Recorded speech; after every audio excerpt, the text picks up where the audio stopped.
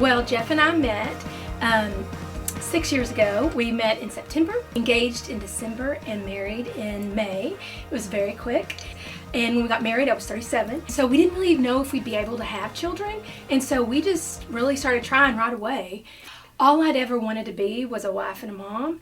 And so when I can remember looking at that stick and realizing it said pregnant and that I was going to have a baby, and I can remember just thinking, Lord, you have entrusted me with being a mother, and I can't think of a greater honor. The first week, I can remember just sitting there on the bed. Jeff had taken the week off, and we were just sitting there with Jeffrey, and it was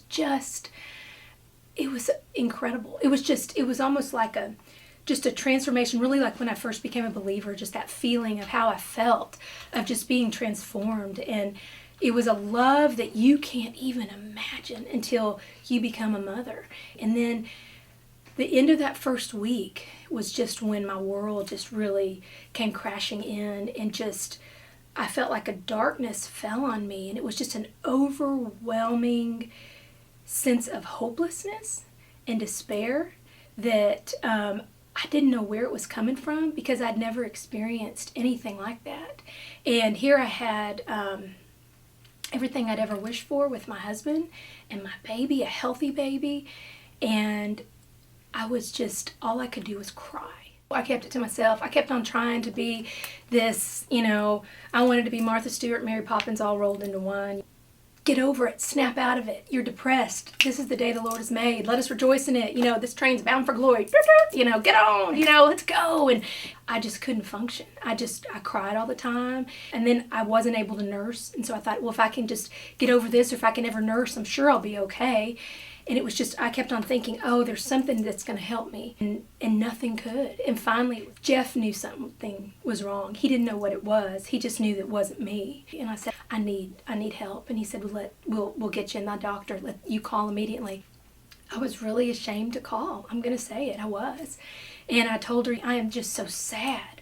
And I have such, I don't know how to describe it, but the word despair. I felt like there was no hope for me as a mom. And she said, oh, honey, you have postpartum. We will get you in. And I walked in that doctor's office that day, and he just took me in his arms, and he just hugged me, and he said, you have postpartum depression, and it is chemical, and there's nothing you could have done to have changed this.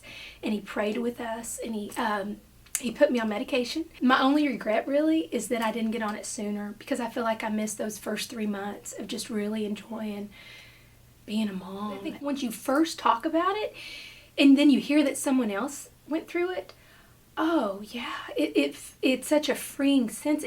So many women go through this, but we don't talk about it. We don't talk about it as women. Don't feel like you have to be this mom that the world is telling us we've got to be.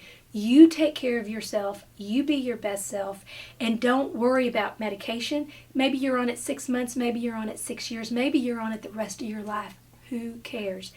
Get help. I feel so blessed that this dream is real, and I waited so long for it to happen, and oh man, it's what I thought it would be, and really more. I'm thankful. 'Cause you